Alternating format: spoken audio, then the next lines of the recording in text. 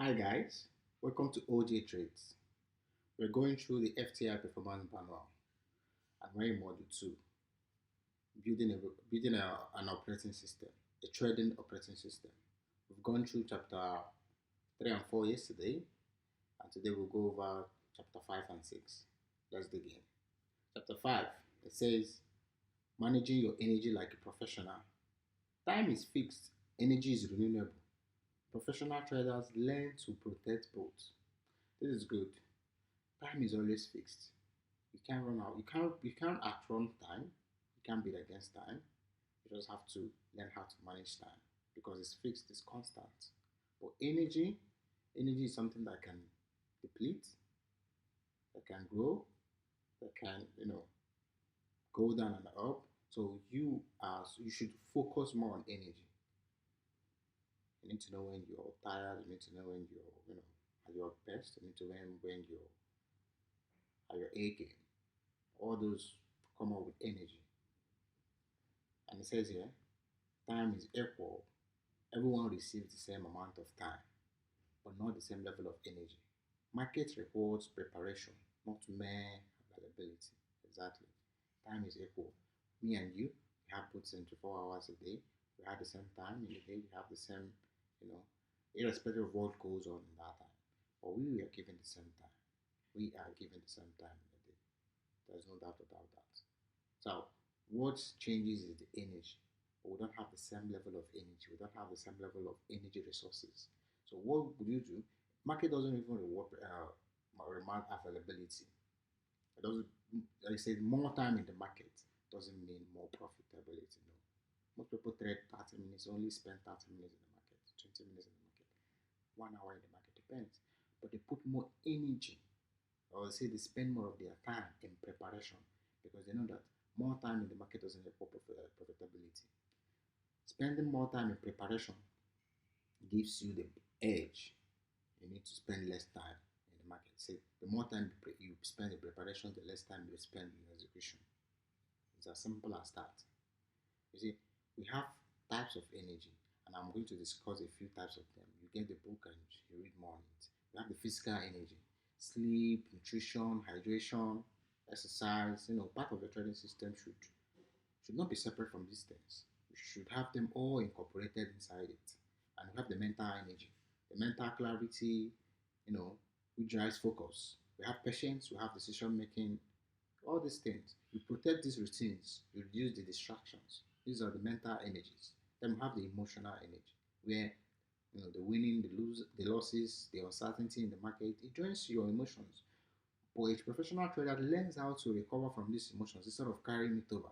So when you come into the market today and you get a loss, I have this journal that I do when I face a new day in the market. I ask myself, am I carrying yesterday's loss into the market? Am I carrying yesterday's win into the market?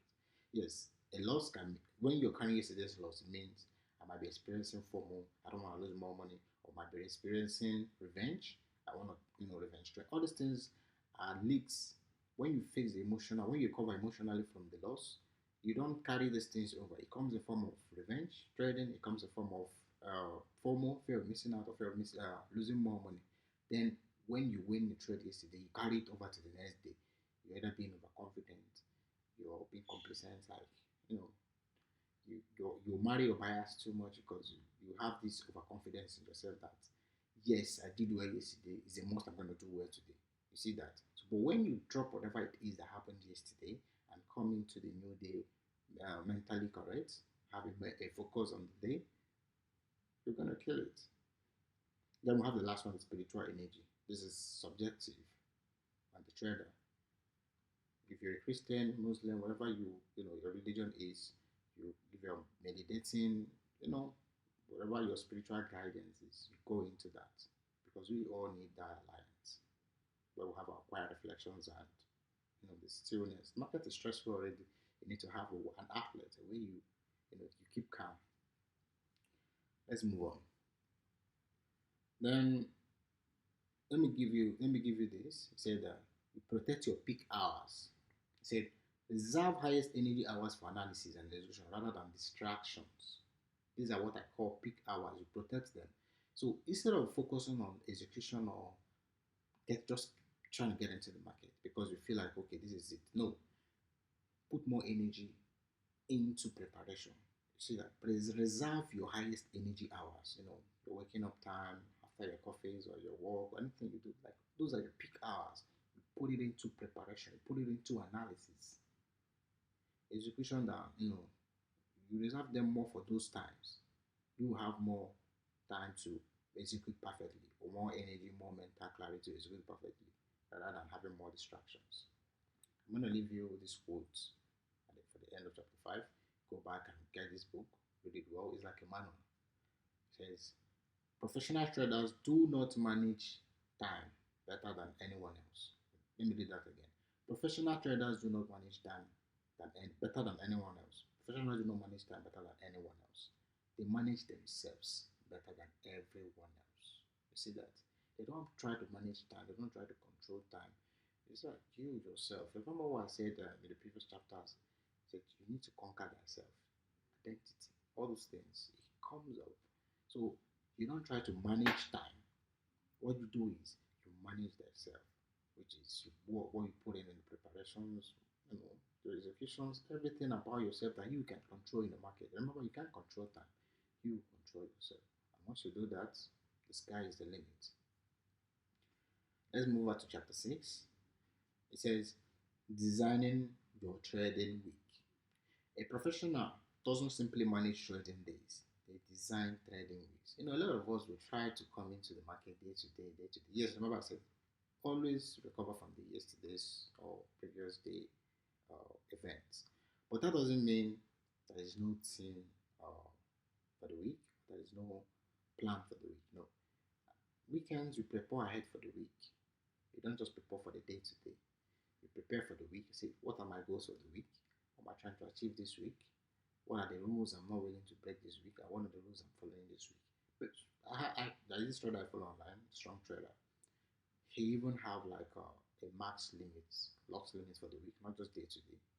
You like say, oh, this month I'm not going to this. So sorry, this week I'm not going to lose certain amount of money. I'm going to make certain amount of money. That's the money aspect. But you can control certain things. Say, I don't want to lose a certain amount of money. This is my maximum for the week. So when it gets to that point, you say, oh, this week I want to build more discipline. I want to be more disciplined. I want to improve on my discipline. So you build structures around those disciplines. Remember, we said, don't try to be disciplined. Build structures around it. That's the only way you can maintain being disciplined. So these are the rules I'm going to follow. These are what I'm going to do. It's as simple as that.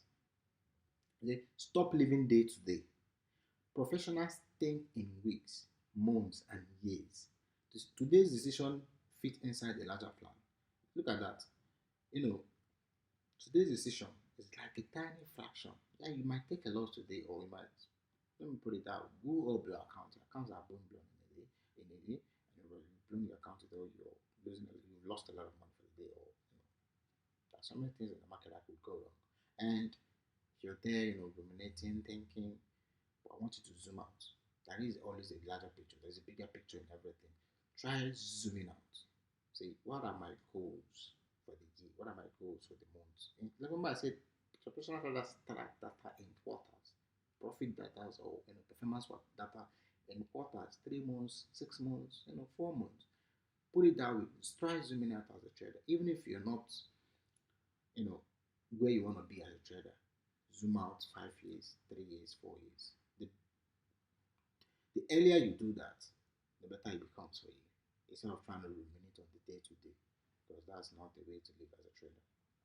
You should have a weekly performance dashboard. Review trades taken, rules broken, best trades, worst decisions, biggest lesson, improvement focus, and weekly scores for discipline. Preparation, emotional control, and professionalism, all this comes into this. You have to prepare weekly. Look at your chance and your performance on a weekly basis. Don't look at it on a daily basis. Say, how did I perform this week? How did I follow my rules this week? And I have that this session log. I log, and every week I go through them. Say, how did I perform this week? You put in all the day to day, and you expand it and say, this week, what was my performance like?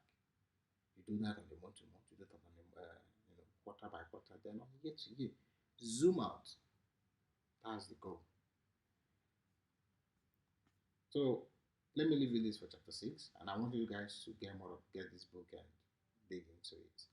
Let me use one of the quality of your trading year.